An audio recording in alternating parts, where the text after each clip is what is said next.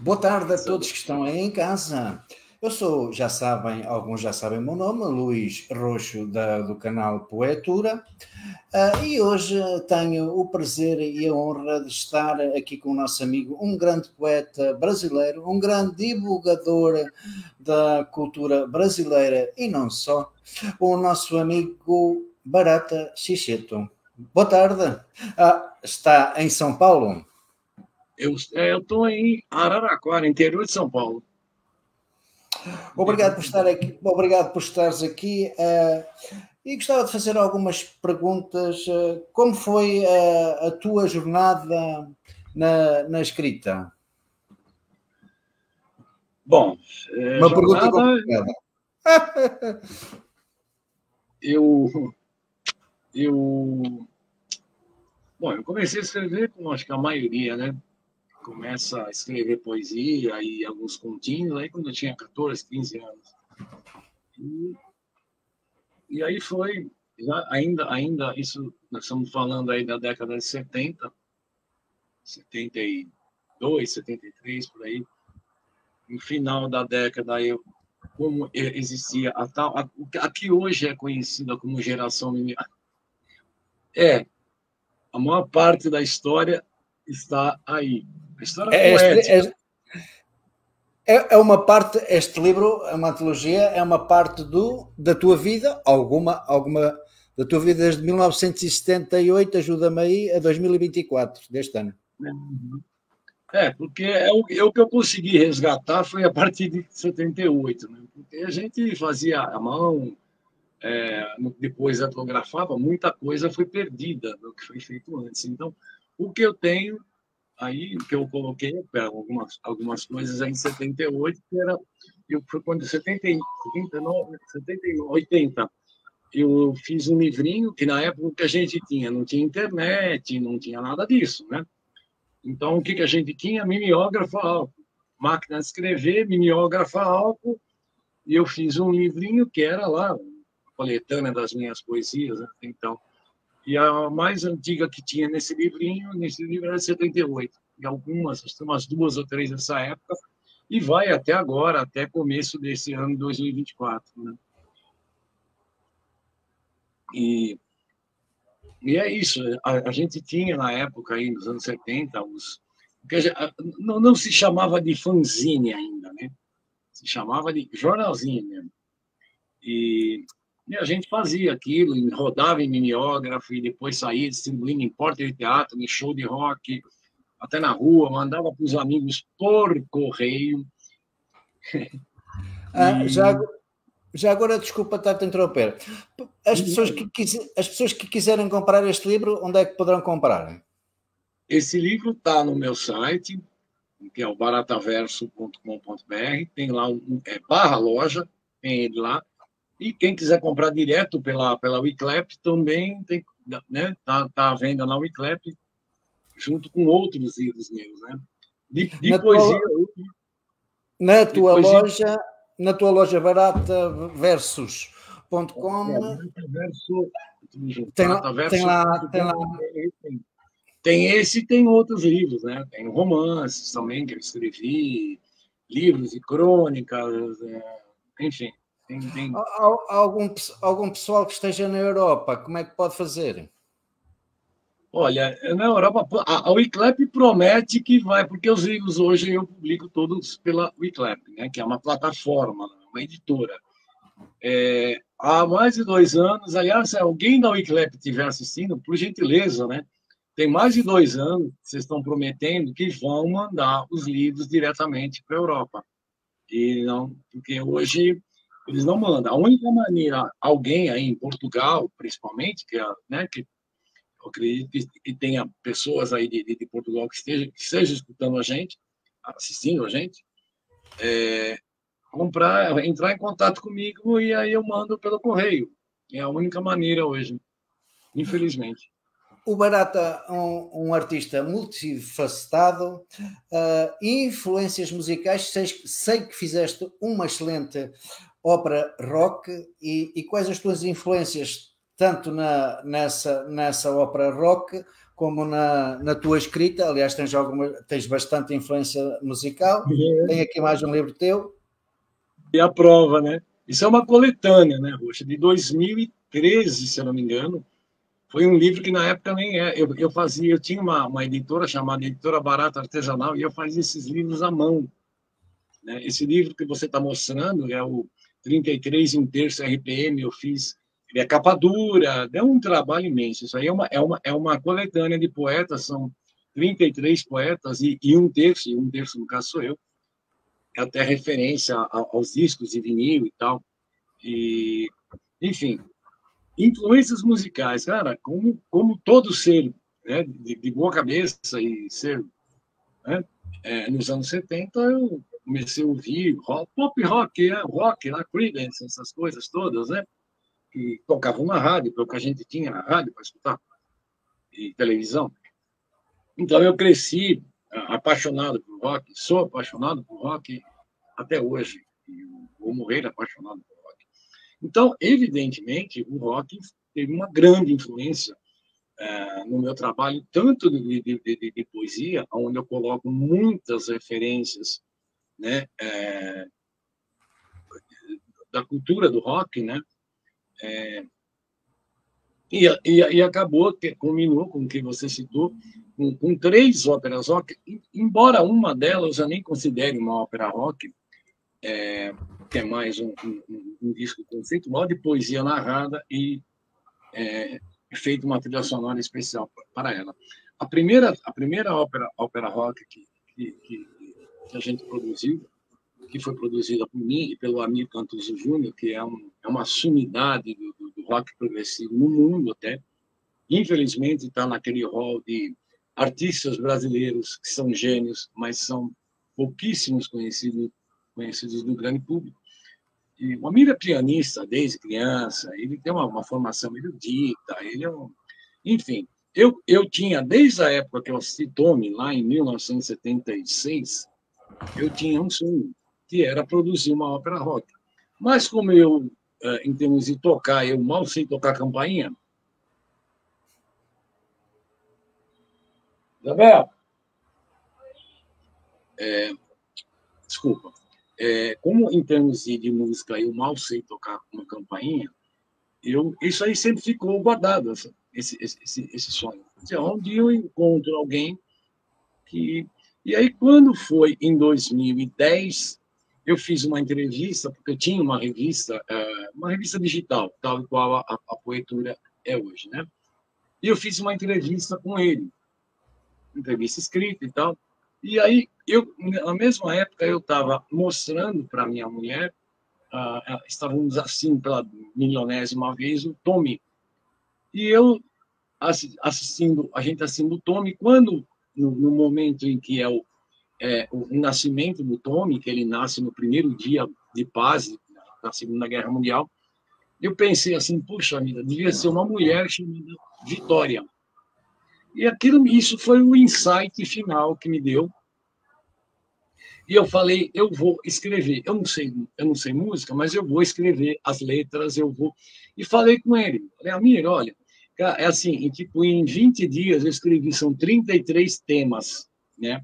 Nessa ópera rock que conta, esse sim é uma ópera mesmo, porque ela conta a história da Vitória, que é uma garota que é filha de uma prostituta, e enfim, e depois ela se torna uma espécie de messias. Eu conto toda a história dela, que morre aos 33 anos, né? E a história, ela nasce em 1977, e aí eu coloco as referências da morte do Chaplin, e vai indo, né? Até ela morre em 2010. E o impressionante é que eu terminei isso um dia antes da morte do Ronnie James Dio, que para mim, é uma das maiores referências no rock, tanto como cantor, tanto quanto pessoa. Né? Tive o prazer de conversar rapidamente com ele numa estrada ali em São Paulo. Ele era um gentleman. Enfim, aí eu escrevi todos os temas, mandei para ele. O Amir fez a maior parte dos temas, convidou alguns outros músicos que compuseram alguns temas em cima das minhas letras, né? E assim nasceu Vitória. Né? E a ópera rock, para quem quiser ver, está no YouTube. Ela tá, tanto essa quanto uma DMX, que é uma que a gente fez, essa a Vitória é 2010. Em 2016, a gente fez um outro trabalho, que esse eu considero assim, perfeito, porque o Vitória, como a gente não tinha recursos na época, não saíram, todos os temas não foram colocados no disco. Mas em 2016 a gente compôs uma Madame X, A Sombra de uma Morta-Viva, que eu sempre pesquisei temas psicológicos, né? E eu fiquei sabendo de uma doença muito rara chamada síndrome de Cotard, que é a chamada síndrome do morto-vivo, que a pessoa se sente morta. E essa foi fantástica porque a gente conseguiu musicar todos os temas e tivemos aí a companhia de uma menina que mora em Minas, que é uma cantora, Liz Franco, aliás, um beijo para a Liz, muito minha amiga, uma garota que canta divinamente, e ela compôs alguns temas também, cantou, então, assim, é um trabalho completo como ópera rock. Tanto o Vitória quanto o Madame X, que, aliás, né, bem antes da história do Madame X, da Madonna, né? Que a da Madonna não tem nada a ver com o tema que a gente colocou ali. Enfim, ambos estão no YouTube. É só procurar no meu canal lá no Barata Verso, do YouTube, tem as duas em vídeo. Né? O Amir, que é um dos grandes músicos brasileiros e teclistas e mestre de música, que eu já tenho a oportunidade de conhecer, já tive a oportunidade de fazer entrevistas com ele, é um dos grandes mestres do Brasil e do mundo de música. Com certeza. São daquelas pessoas que você fala, sabe, hoje ele é um ano mais, ele tem 67 anos. Ele tem uma discografia imensa, mas é tudo, quase que 100% da discografia dele é tudo autoproduzida, né? Ele se banca, ele quando não tem como fazer, tanto o Vitória não, o Vitória a gente bancou a impressão do CD, o libreto, porque todo o contexto, as letras, tudo está no libreto, mas o ADMX a gente fez um financiamento coletivo, conseguimos uma pequena parte do que a gente precisava, então, mas assim, e o amigo, ele é um gênio, isso eu já escrevi muito sobre ele, conheço ele pessoalmente, estive em shows dele, quando eu produzia shows em São Paulo, levei ele para tocar. Ele é uma pessoa que, infelizmente, o Brasil, não só o Brasil, né? O mundo perde muito em não conhecer o trabalho dele. Diz-me uma coisa, diz-me três influências grandes dos anos 70 que tu tiveste, três nomes grandes que te influenciaram assim nos anos 70 para a tua obra. Cara, sem pestanejar, Pink Floyd, Rush e Black Sabbath. Foram as minhas grandes influências e são as minhas grandes influências até hoje. Né? Em termos de escrita? Olha, aí você tá falando de escritores e tal. Você está falando de influências literárias, é isso? Sim, sim. Tá. Olha, eu tenho muito claro. Eu vou dar só uma parte no que você está falando, porque em termos de poesia, é interessante, porque todo mundo pergunta para mim, mas quem te influenciou? Muita gente identifica meu trabalho com Bukowski. Então, cara, Bukowski eu fui conhecer já no finalzinho do século, porque não existia livros de Bukowski no Brasil. Bukowski, de repente, virou fenômeno. Então, não foi. Eu li muita coisa de Augusto dos Anjos, né? Mas a minha grande influência literária, muita gente acha engraçado o que eu vou falar, mas é a pura realidade. A minha influência literária para a poesia é um cara chamado Lou Reed. Entendeu? E explico por quê. Eu tinha 15, 16 anos, saiu uma revistinha de rock, elas bem pobrezinhas, preto e branco e tal, que tinha umas biografias de artistas do rock com letras traduzidas. Que era a maneira com que a gente tinha. E eu comprei, li a biografia do Reed e eu fiquei impressionado. E quando eu vi as letras dele, como eu já escrevia, eu tinha 16 para 17 anos.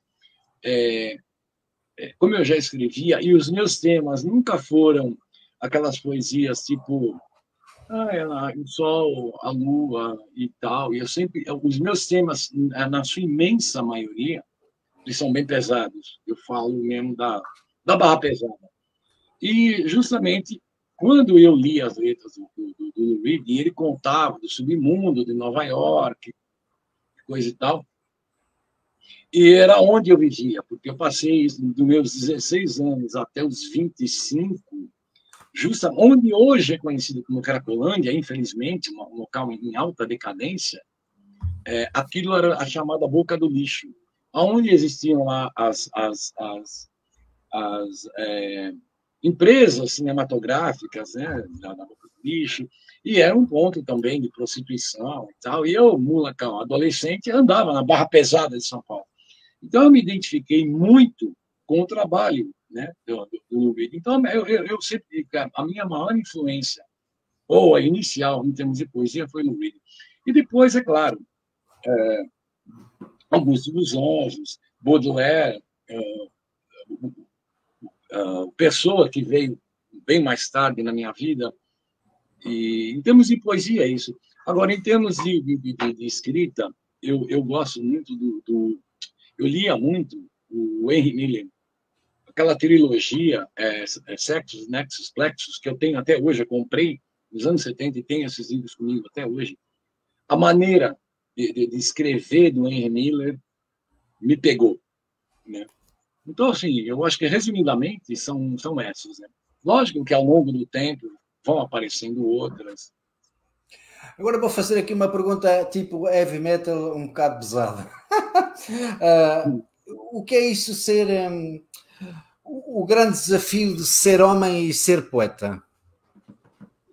Essa aí é pensada justamente numa frase do Bukowski que me acompanha. Quando eu fiquei sabendo disso, ele dizia que é muito fácil muito fácil ser poeta, difícil mesmo é ser homem. E, eu concordo com ele, porque poeta é um fingidor, né? Finge que é dor, a dor que devera sente, como diria nosso grande. Aliás, não sei se dá para ver aí a minha camiseta, somos todos pessoas, né? Dá para Tem ver um essa pouco. camiseta. Talvez não dê para ver inteiro, mas ela está escrito isso. Isso era um site que eu tinha chamado Par do Poeta, que infelizmente naufragou. E o slogan desse site era Somos Todas Pessoas. Mas eu acabei fugindo. Tu tens um. Tu Então, tens um... Diz. não, só respondeu que eu acabei atalhando e não respondi o que você me perguntou. Porque é muito difícil. Primeiro que existe um preconceito, hoje nem tanto, né? Porque hoje todo mundo é poeta, ou se diz poeta, eu não sei, né? Mas, principalmente, aí no século passado, existia um preconceito muito grande. Um poeta, como existia preconceito com qualquer tipo de artista, né? Então, o poeta era taxado de viado, era taxado de um monte de vagabundo, de um monte de coisa. Dentro da própria família foi muito complicado. Essa questão de ser poeta e ser homem, ela se fez muito presente na minha vida quando, aos 25 anos, eu me casei com uma pessoa que tinha ciúme do que eu escrevia, me fez jogar tudo fora, e jogar tudo fora não tinha backup, porque era datilografado, né? Então, foi onde eu perdi muita coisa. Tanto que, nesse livro, você vai, na minha antologia, aí você vai encontrar poemas de 78, 79, 80, até 82. Depois você vai encontrar coisas de novo de 1997. Por quê? Porque nessa época eu decidi que eu tinha que ser homem. Afinal de contas, eu tinha casado, eu fui pai, né, de 2 filhos na sequência. E até o momento de quê? Até o momento em que, juntando com um casamento ruindo, eu decidi que eu não queria nem ser homem, nem queria ser poeta. Eu queria ser um ser kafkiano. E daí que surgiu Barata, né? Porque eu não sei se eu estou adiantando, se você ia perguntar sobre isso, eu estou tagarelando aqui hoje. Porque em 99, o mundo preocupado, né, com toda aquela... Oh, será que vai acabar no 2000, bug do milênio, tudo aquilo?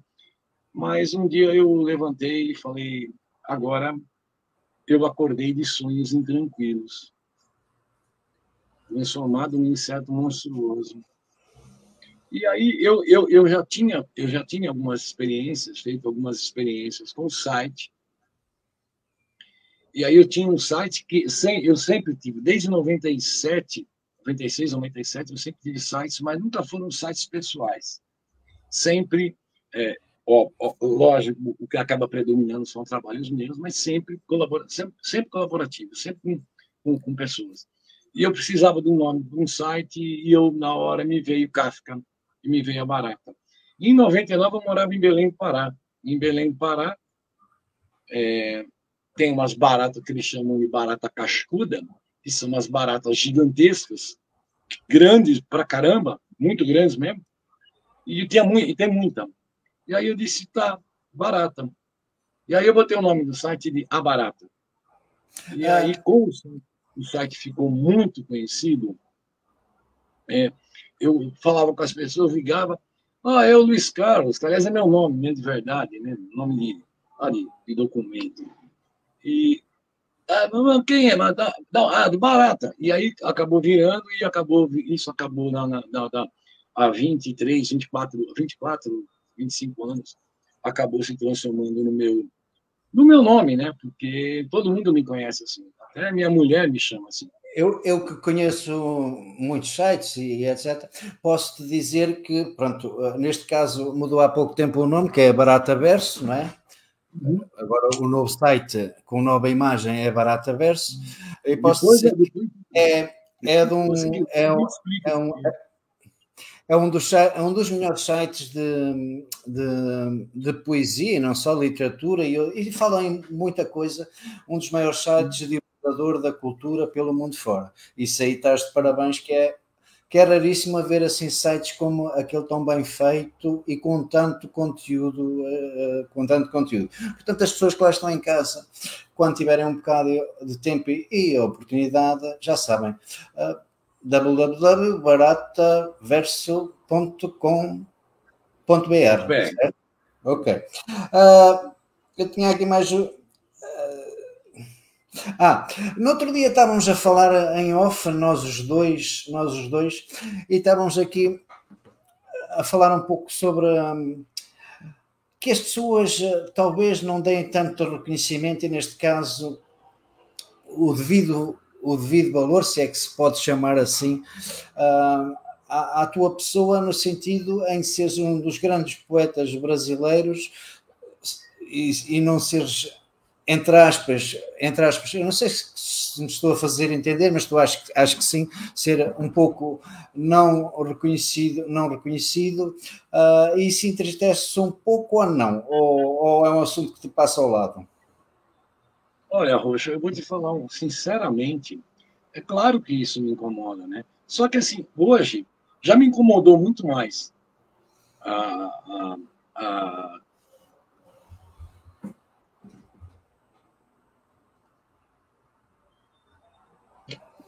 Caiu, voltou.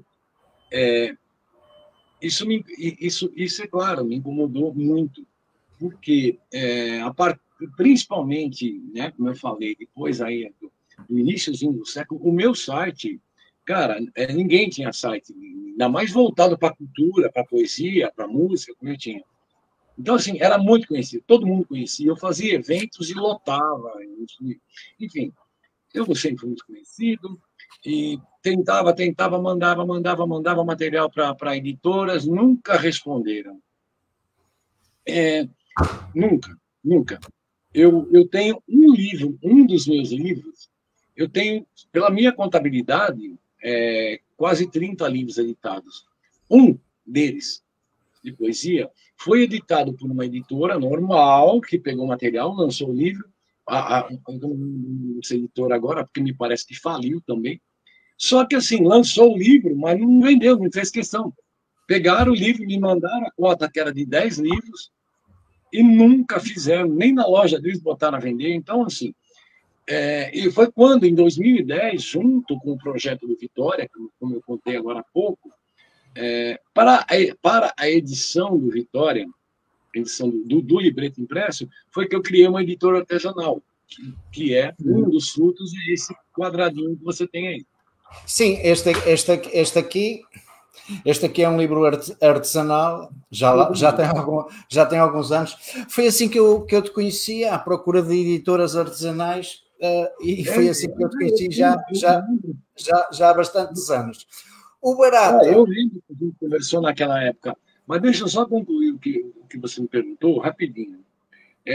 Então, assim, quando eu comecei a fazer isso, eu falei, tá bom, já que ninguém me dá oportunidade, eu vou fazer meus livros. Fazia, e como eu fazia evento, eu acabava vendendo. Só que foi uma época, de 2010 até 2018, foi uma época assim, por essa editora eu fiz mais de 100 livros, entre meus, porque as pessoas me encomendavam e tal. E aí, lógico que sempre pintava essa coisa. E eu continuava mandando. É o que eu falo, que eu sou um dos escritores, poetas brasileiros com menos láureas. Porque eu nunca ganhei nenhum prêmio literário, e olha que eu participei. Nunca recebi nenhum prêmio literário, nunca fui aceito por nenhuma editora. Um editor, que é da editora, cara, é de Portugal. Ai, cara. O nome da editora, inclusive, é o nome de uma cidade, que eu tenho um amigo que mora lá e agora me fugiu completamente. Bom, e esse cara, inclusive, me ligou e ele falou, olha, o problema é que os teus temas, eles são muito pesados. Eu falei, engraçado, as editoras enchem a bunda de ganhar dinheiro, publicando o livro do Bukowski, publicando Henry Miller, publicando um monte de escrotice que tem por aí. O que tem de mais no meu trabalho, cara? E o cara não soube me responder. Mas, enfim, o fato é que o quê? De uns 6, 7 anos para cá, eu simplesmente estou naquela. Não me incomoda mais. E eu também não espero mais nada. Porque aos 66 anos, e de tudo aquilo que eu já criei, porque além de livros, eu também pinto quadros, o site eu faço tudo sozinho. Enfim, eu sou autodidata num monte de coisa. Então, se até agora ninguém me chegou, paciência, sabe? O que eu posso fazer? O teu universo... Eu não vou me martirizar por causa disso, você entendeu? O teu universo é fantástico. Entre revistas de rock, de poesia e de artes plásticas que participaste e fizeste e fostes o criador dessas revistas, rock, poesia, artes plásticas, e não me lembro, tu é que tens de falar um pouco sobre isso. Dividiste também entre a rádio, tiveste entre a rádio, a escrita, a poesia, os gibis, que neste caso gibis em tradução é banda desenhada em português. Portanto, é um universo bastante grande. Podes-me falar um bocadinho sobre esse universo? Então, até, inclusive, esse nome, né, Barata Verso, eu não sei se dá para ver, eu acho que dá para ver bem atrás de mim aqui, tem é uma mandala o nome disso. Aliás, eu preciso até dar a glória disso, porque isso é o trabalho. Quando eu criei o Barata Verso, foi justamente para isso. Porque, embora não seja só um site meu, mas lá é onde se encontra o meu multiverso, que também são as pessoas que estão comigo. Inclusive, tem textos teus lá, de várias pessoas, né? Muito boas. E eu pedi para uma IA, uma inteligência artificial, me gerar um logotipo para o site, uma barata, como se fosse entrando num portal. Ela me gerou essa imagem. A minha mulher que faz esse trabalho, isso aqui não tem nada a ver com IA, ela pegou o desenho, e isso é uma coisa chamada pontilhismo. É um círculo de madeira que ela pinta, pontinho por pontinho à mão. Ela ficou um mês pintando isso aí. É um trabalho fantástico. Só para, né, fazer jus e explicar o que é esse negócio aqui atrás de mim. A ideia do Barata Verso foi essa, justamente, né? Mostrar o quê? Porque eu, como você bem citou, eu pinto quadros, eu só não escrevo música, né? Não sou músico. A única coisa que eu, né, dentro de arte, que eu não sei fazer é música. Romances, enfim, artes gráficas, eu desenvolvo logotipo, eu sou web designer de profissão. As 3 óperas rock, fora as 3 óperas rock, tenho mais, acho que 3 ou 4 letras minhas que acabaram se transformando em música, inclusive uma delas que eu acho muito incrível, que existe uma banda, eu não sei se está nativa, né, porque eu perdi um pouco o contato. É uma banda de São Paulo, lá da capital, chamada Psychotic Eyes. Psychotic Eyes é uma banda de death metal, aqueles de vocal gutural e tal, né? E eu acabei ficando muito amigo do Dimitri, né, que é o guitarrista e o vocalista, e a gente ficou muito amigo. Eu, inclusive, lancei livros dele pela editora Barato Artesanal, e ele começou a ler as minhas coisas e ele começou a se encantar com algumas delas. E um dia eu escrevi uma poesia, estava num livro, ele comprou o livro, essa poesia chamava Olhos Vermelhos, em português, detalhe. Psychotic Eyes é uma banda de death metal que só gravava em inglês, aquelas coisas urradas. Quem conhece black death metal sabe do que tipo de música que eu estou falando. E quando ele viu aquilo, ele falou: eu tenho que musicar isso. Eu falei: cara, mas você vai musicar? Como que você vai musicar isso aqui? Está em português, cara. Eu não vou curtir que se você vai pegar isso aí, vai traduzir isso aí, vai ficar uma merda. Não pode não ficar ruim, mas não vai, entendeu? Eu não entendo nada de inglês. Ele falou: não, mas eu vou fazer isso em português. E o que ela acabou fazendo? A banda, o baterista saiu, acabou ficando ele e o baixista. Resolveram criar uma coisa, a gente conversando, e eu falei para ele: cara, por que você não vai? Faz um death metal acústico. Ele levou a coisa a sério. E o que ele fez? O primeiro death metal acústico da história da humanidade é essa música. Tem no YouTube também, a banda chama Psychotic Eyes, a música é Olhos Vermelhos. E é um dos meus maiores orgulhos, assim, em termos de música, porque ficou uma coisa muito linda.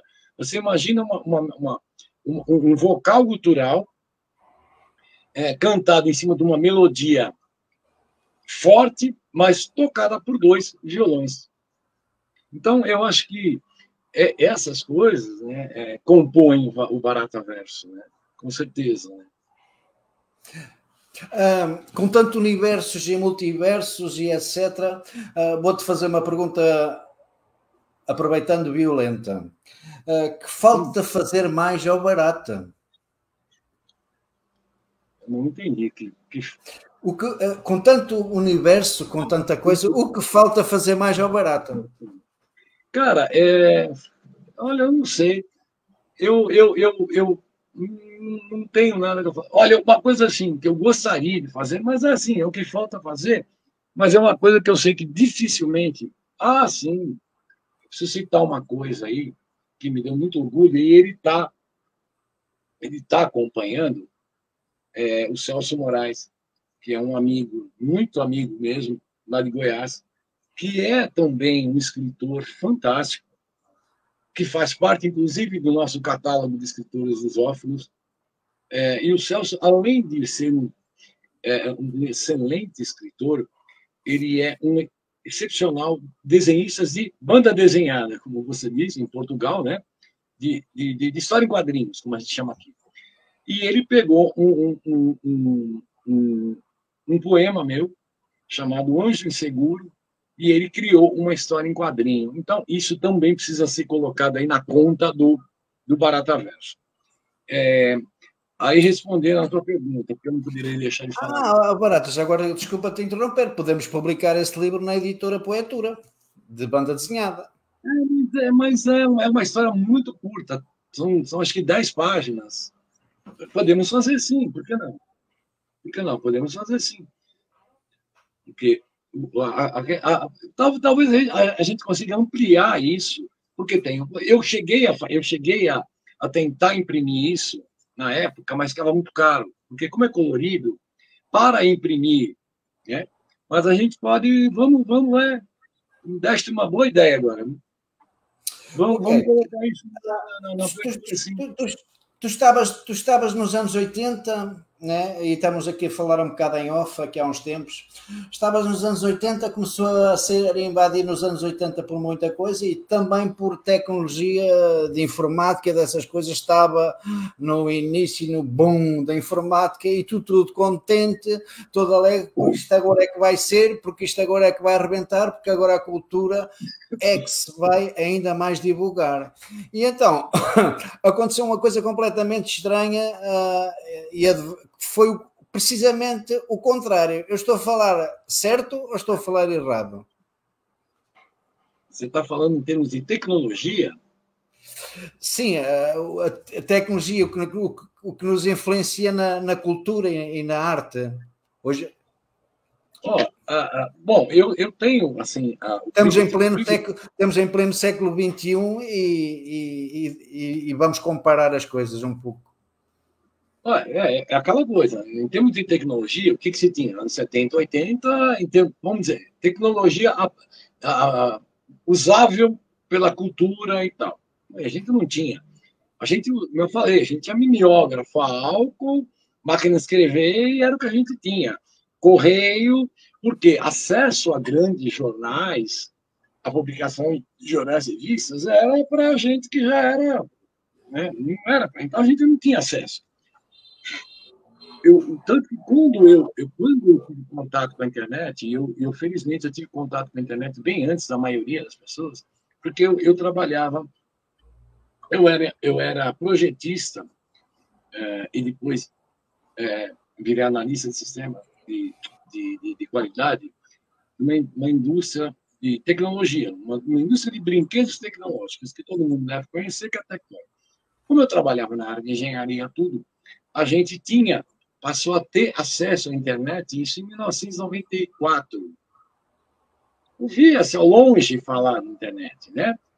Não existiam provedores de internet no Brasil, nada disso. Quando eu vi aquilo, eu disse: o que é isso? Né? Isso é a redenção, isso é o sonho de todo artista, de todo escritor, de todo poeta. Por quê? Cara, você ia lá, escrevia e publicava, um cara lá do outro lado do mundo ficava sabendo. E eu pensei comigo, cara, isso é a Biblioteca de Alexandria aberta ao mundo. Tecnologicamente, a internet evoluiu muito. Na época, a gente não podia ter vídeos, nada, não existia nada disso. Os sites eram texto, basicamente, imagens pequenininhas e tal. Então, a gente evoluiu muito em termos de tecnologia. Pena que a internet hoje ela anda muito capenga, né? Porque a base da internet, né, era a liberdade. E hoje, isso. Então, em termos de tecnologia, é lógico. Estamos aqui conversando usando a tecnologia. Hoje, muita gente critica a inteligência artificial, e isso eu devo muito ao meu amigo Renato Pitas, lá do Rio, que é um cara de mais de 70 anos, é um grande amigo meu também, e que passou a me dizer: olha, a, a inteligência artificial, ela é que nem uma faca de cozinha. A faca de cozinha não foi feita para machucar ninguém, para ferir ninguém. Era para cortar o pão, passar manteiga, cortar a carne, mas o cara vai lá e pega essa faca e mata. Então, assim, porque as pessoas têm muito medo da inteligência. Porque ela vai... Eu uso a inteligência artificial hoje como uma ferramenta não de escrita, porque isso me nego terminantemente e nunca vou utilizar. Porque escrever tem que ser eu mesmo. Eu nunca vou utilizar. Mas eu utilizo a IA, por exemplo, para pesquisas, né? Ou para me gerar imagens, para ilustrar textos, porque eu tenho uma ética no meu site. Eu não coloco nada ali que não esteja claramente identificado o autor, referência, tudo. Eu não pego imagens da internet e saio colocando lá. E como eu tenho ilustrações no site, ficava muito complicado eu ficar procurando essas imagens de royalty free. Comecei a utilizar basicamente a IA também para isso. Então, assim, é um contraponto, né? Quer dizer, para quem como eu começou lá escrevendo à mão, eu cheguei a fazer um jornalzinho inteiro escrevendo à mão, escrevendo no stencil, que para quem não sabe, o stencil era tipo um papel carbono que você escrevia embaixo de uma outra folha, depois aquilo você botava lá num troço, girava na mão e o álcool fazia aquilo passar para papel, né? Então, assim, cheguei a fazer muito isso, como eu comentei, fiz fanzines, né? Vamos usar o termo moderno, em mimeógrafo a álcool, fiz um livro inteiro de 80 páginas em mimeógrafo a álcool, e hoje a gente tem ferramentas, como diz o meu amigo Renato Pitas, que a IA para um pintor é como um pincel evoluído. Então, assim, o bom é que, assim, eu passei por todas essas fases. E só uma coisa que eu lembrei agora, que você me perguntou e a gente acabou atalhando e eu não falei, mas eu vou falar assim, rapidamente. O que faltaria para mim, para dizer o que falta o Barata fazer? Que é um sonho meu, que é criar um filme, dirigir um filme. Filme mesmo. Né? Isso seria a minha, sabe? Vou pegar alguma coisa minha, porque o Vitória, lá, aquela primeira ópera rock que a gente chama, que eu comentei, o meu sonho naquilo, ela está lá gravada como uma ópera rock e tal, mas o meu sonho para aquilo era que ela se transformasse, primeiramente, num musical de teatro, porque ela foi concebida sob imagem. Eu tenho todas as imagens aqui na minha cabeça. Tentei também inúmeros diretores de teatro, tudo, mas como todos sabem, teatro é um nicho, é uma coisa muito fechada. Teatro, eu acho que é o ramo da arte que é mais fechado dentro de um grupo, que é só quem está naquele grupo que faz parte. Se você não é do grupo, você não faz parte. Né? E a ideia era, primeiramente, transformar aquilo num musical de teatro e, num segundo momento, aquilo se transformar num filme. Né? Pena que aquele maluco, eu esqueci o nome do cara agora, o diretor maluco que dirigiu o Tony. Eu escrevi aquilo imaginando aquele cara, eu esqueci o nome dele agora. É o cara que dirigiu o Tony. Fez aquela loucura com o Tony. Eu escrevi aquilo pensando, isso aqui é pro...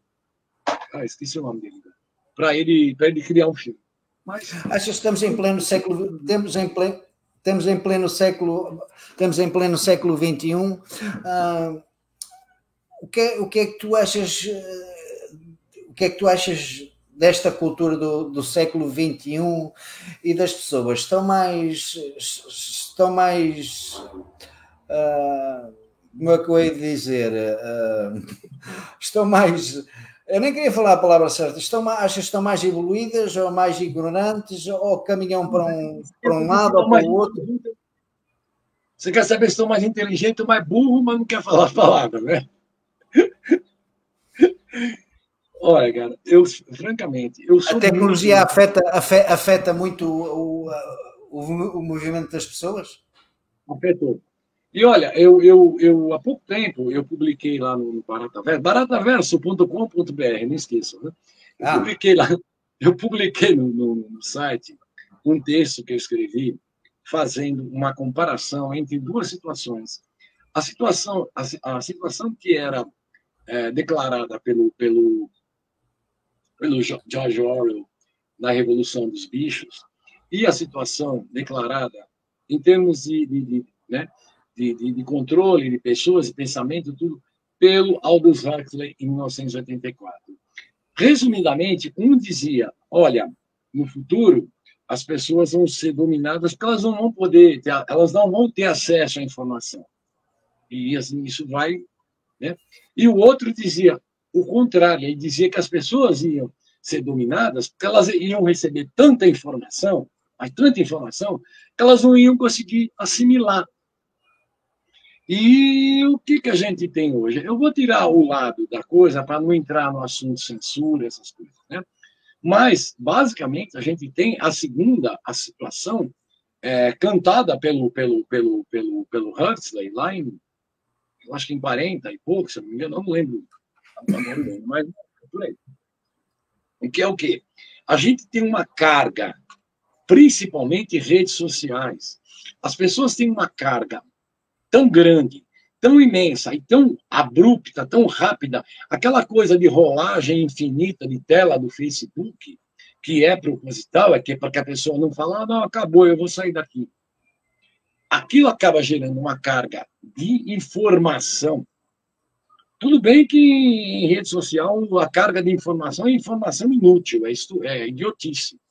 Raramente se encontra alguma coisa ali que você fala, ó, tem uma mensagem interessante, tem um conteúdo interessante. Então, assim, o que acontece? O cérebro humano, ele não consegue processar tanta informação. E isso acaba resultando no quê? Burrice. Vou usar a palavra burrice, eu sei que muita gente vai me xingar, porque não existe burro. Existe burro, sim. Porque as pessoas vão ficando, elas perdem a capacidade de raciocínio, né? Então, isso faz com que o quê? Aí tem aquele detalhe, né? Tem um outro detalhe. Como aquela coisa, você entra numa rede social e aí está lá, fulano, o que você está pensando? A pessoa sente a necessidade de dizer, pô, eu preciso dizer alguma coisa aqui. E ela diz, só que ela diz. Ela diz qualquer abobrinha, qualquer porcaria que vem na cabeça dela e pronto, acabou.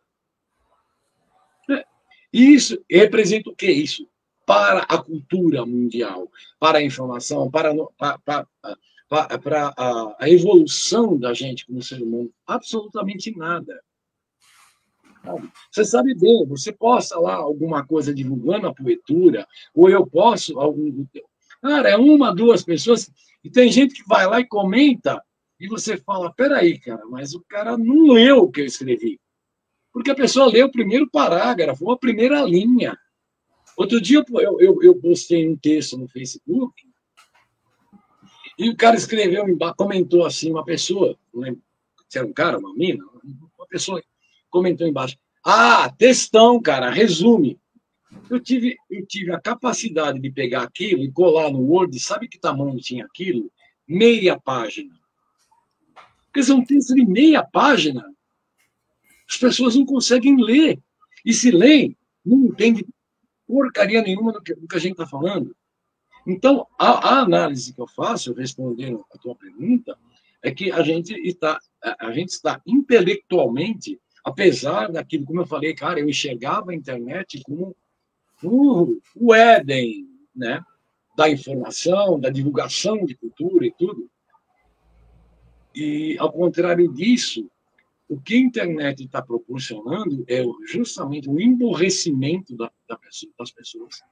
Olha, eu não gosto muito do Humberto Eco, né? Autor do Nome da Rosa, mas eu sou obrigado a concordar com ele numa frase que ele disse, que a internet deu voz aos idiotas. Ah, é ser elitista isso? Cara, eu não sei. Porque o que acontece hoje? Cara, todo mundo é poeta, né? Então, um está escrevendo para o outro. E um não compra o livro do outro, e não lê a poesia do outro, e não lê o texto do outro, porque tem mais gente escrevendo do que tem gente lendo. Essa é a verdade. Eu sei que muita gente vai achar que eu estou falando, olha, eu estou sendo isso, aquilo, outro, mas a realidade é essa. Sabe? A gente não vê receptividade com o trabalho.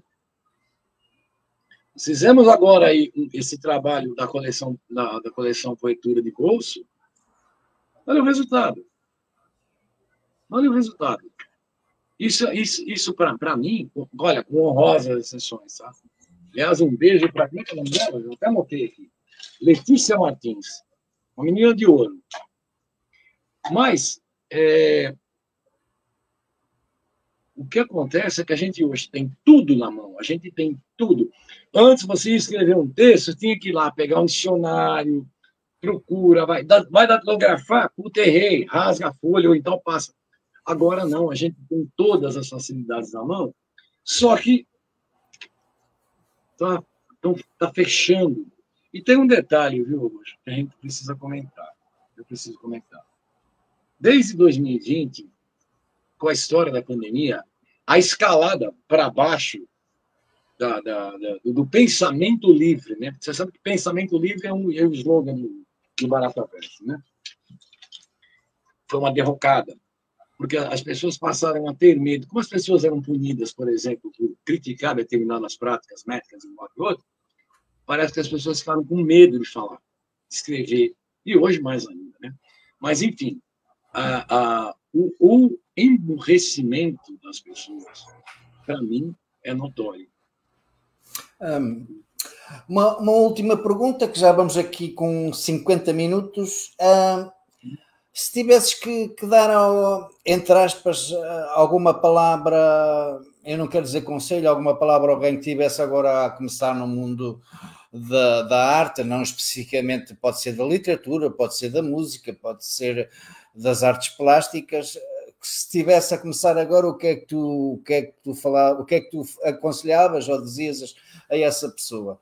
Para desistir, ir embora, ou o que é que tu falavas? No emprego, meu filho, vai trabalhar, que esquece esse negócio aí. Não, né? Tô brincando, cara. Porque é aquela coisa, né? Eu sempre trabalhei, e o fato de trabalhar ou não trabalhar, eu estaria corroborando com o preconceito de que poeta, escritor é tudo preguiçoso, ninguém vai trabalhar, e trabalha pra caramba. Eu tenho 66 anos, trabalho desde os 12, ainda trabalho e quero continuar trabalhando até morrer. Então, assim, não tem nada a ver com trabalho, não. Estava apenas fazendo um X. É aquele que tá. Eu não posso dar nenhuma espécie de conselho a ninguém, porque quem seria eu para dizer, pô, quem é esse cara? É o famoso quem, né? Está na Academia Brasileira de Letras? Não, nem na Academia Araraquarense de Letras eu estou, né? Enfim, os meus livros não estão à venda nas livrarias. Eu tenho um amigo em Portugal, que eu até passei para ele, não sei se ele está assistindo, ou se ele vai assistir, mas em todo caso, que é o Carlos Manuel, que ele mora em, acho que é Aveiro, acho que ele mora, acho que é esse o nome. E um dia, ele era meu amigo no Facebook, e ele começou a ler, porque na época eu publicava poesia no Facebook, há muito tempo que eu não publico mais. E aí ele começou a ler, se encantou com as coisas que eu escrevia, gostou muito, e ele perguntou para mim, meu caro Barata, aonde, em que livraria em Portugal, em que rede, em que local em Portugal eu compro um livro seu? Eu falei, cara, mas nem no Brasil, em livraria do Brasil você não compra, quanto mais Portugal, cara. Entendeu? Então, assim, quem sou eu? Quem seria eu para dizer, olha, sabe, ó, ajam de tal forma? Porque tudo que eu fiz também, foi tudo por instinto. Eu tenho 8ª série, compadre. Eu não tenho formação em nada. E eu, modéstia à parte, escrevo bem. Por quê? Porque eu sempre acreditei em que a leitura, que você tem que ler muito. Aliás, eu daria esse conselho sim, cara. Você quer ser escritor? Ô, fulaninho que está aí querendo, achando que é, ou está querendo ser, ou acha que é bom pra caramba. Cara, não. Você tem que ler muito, muito, muito, muito antes de começar a escrever. E se começar a escrever, continua lendo muito, muito, muito, muito, muito. Não importa o quê, mas lê. Eu não lembro, não, porque eu nunca lembro. Eu lembro das frases que as pessoas dizem, mas eu nunca lembro os nomes. Até para fazer isso. Tem um escritor, é um escritor brasileiro. Não, esse não foi brasileiro. Se eu não me engano, foi o Gabriel Garcia Marques. Se eu estiver errado e alguém souber a origem correta, eu vejo depois. Se eu não me engano, foi o Gabriel Garcia Marques que disse que não importa quantos livros eu publiquei ou eu escrevi, o que importa são quantos livros eu li. Então, se existe algum conselho que eu daria a qualquer pessoa que tenha pretensão ou que já esteja, cara, continua lendo. Leia muito, leia o tempo todo. gaste muito mais tempo lendo do que escrevendo. Porque aí sim, até por comparação, até porque a gente, quando você lê um livro, aquilo fica no teu subconsciente, né? Você, de alguma forma, você entra em contato com a alma mater, né? Não alma, porque eu não acredito em alma, nada, porque eu sou ateu. Mas você entra em contato com a essência de um escritor quando você lê a obra dele. Então, assim, se existe alguma coisa que eu poderia falar, é lê, lê, lê, lê. E a mesma coisa vale para músico, né? Sabe? Quer dizer, cara, música é diferente, porque para você ser um bom músico, você tem que estudar música pra caramba, né? Então, assim, mas é a mesma, vale a mesma ideia, vale a mesma coisa. Já vamos com 55 minutos. E dou aqui por encerrado aqui este bocadinho de conversa com o grande amigo e o grande homem e poeta Barata Xixeto. Quero lembrar que quem quiser procurar os livros dele, vai ao Wikilep ou vai ao site, e eu vou repetir o site é www.barataverse.com.br. Mesmo que queira livros para Portugal ou outros países, ou outros países, pode sempre entrar em contato com o Barata e ele encaminhará com certeza os livros. Agradeço-te muito por estares aqui nesta live da Poetura, e deixo-te uma última palavra. Cara, primeiramente, cara, muito obrigado, né, por ter aí armado essa live. Eu fiquei muito feliz, cara. Eu gosto muito de falar sobre as minhas coisas, né? E nem sempre a gente tem oportunidade, principalmente por esse meio, né? Que é o meio de Facebook, é o meio de YouTube, por vídeo, porque por mais que as pessoas, de repente, leiam e gostem do que a gente faz, do que a gente escreve, do que a gente produz, eu acho que é legal a gente se mostrar como a gente é. Eu estou aqui no meu canto, que é meu quarto, é meu escritório, é meu, enfim, meu laboratório, é meu estúdio, é tudo aqui, né? E então, assim, a gente mostrar, né, que a gente realmente é um ser vivo e a gente faz a diferença e importa. Então, assim, eu tenho que te agradecer por isso, né? E por essa oportunidade de a gente estar aqui conversando. E é isso. E quero mandar um abraço, porque, de novo, o José me ligou, né? Você leu a minha crônica sobre José Cid? Ele me ligou novamente hoje. José Cid, meu melhor amigo de infância. Hoje ele me ligou para dar conselhos médicos. José Cid é uma lenda, é um artista genial, 83 anos e tem uma energia, fazendo show direto. Zé, se você estiver me vendo, e ele está vendo, mesmo que ele não estiver vendo na live direto, ele vai ver no vídeo, porque eu já comentei com ele, ele disse que vai ver. É isso aí. Muito obrigado, e a todo mundo que está aí acompanhando a gente, muito obrigado mesmo. Obrigado a todos que vocês estão aí em casa. Amanhã eu vou voltar com o nosso amigo Ângelo Rodrigues para mais uma live a esta hora, a volta das 17 horas e 21 horas em Portugal. Então, obrigado pela vossa companhia. Tchau, tchau e até amanhã. Obrigado.